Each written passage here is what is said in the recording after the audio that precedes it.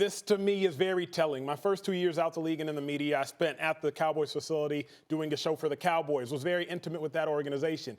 This Dak Prescott you just heard is very different from the Dak Prescott we're used to hearing. Dak Prescott isn't ever usually salty. He's never usually edgy in his pressers. His questions are always very company rhetoric oriented. He's never stepped out the company line. And for the first time, Lewis, I think in 4 years, I have heard Dak step out the company line. Acho, what do you mean?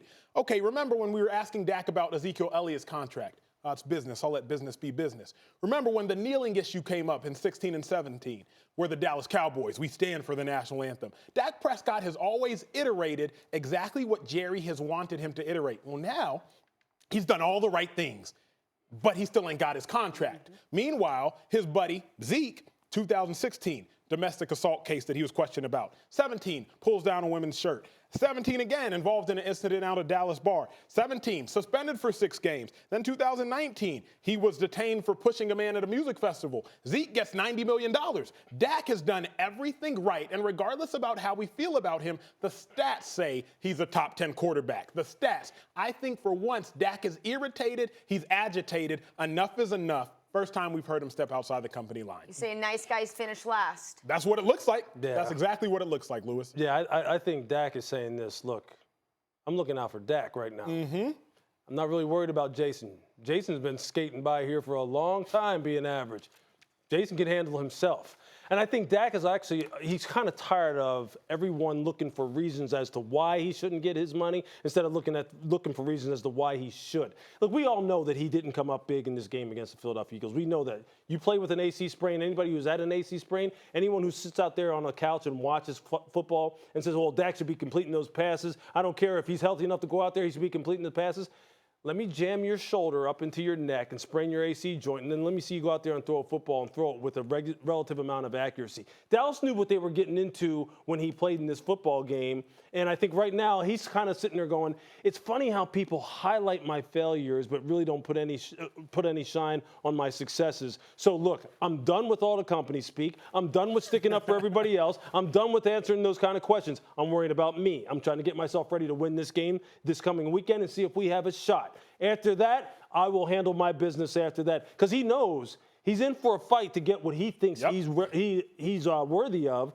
And quite honestly, I think it's going to be one of those situations where, you know, will Dallas potentially have to franchise him? I think that's probably where it's going to come down to. Because I don't think they're going to be able to establish fair market value. Because it's not going to be fair. It's going to be something that Dallas is really right now holding the hammer as far as saying, look, we can franchise you anyway. We're not going to give you what you want. And I think he understands that's what's coming down the road because that's what's always been the story around him, which is this is why he shouldn't get paid. This is why he shouldn't get paid. And people move the target on him all the time. Yeah, Lewis, you feel bad for Dak. And I know it's crazy to say, how can you feel bad for the starting quarterback of the Dallas Cowboys? Because he's not going to get what he has earned. Now, does he deserve it? TBD, based on where you rank Dak amongst the top elite quarterbacks.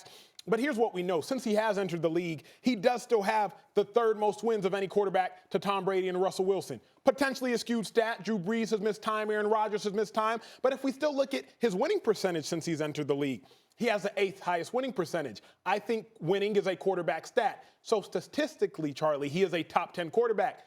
It is unprecedented, unheralded, unheard of to let your quarterback who has been this successful on the field sit in this position in his contract. I mean, it's actually ridiculous. If you're Dak and you have had every opportunity to step out of line, like so many of your teammates have done on the defensive side of the ball, on the offensive side of the ball. You've seen guys like Randy Gregory come in and out the locker room. You've seen guys like Zeke again get in trouble. You've seen Greg Hardy come in and out the locker room, and you have been the perfect model citizen.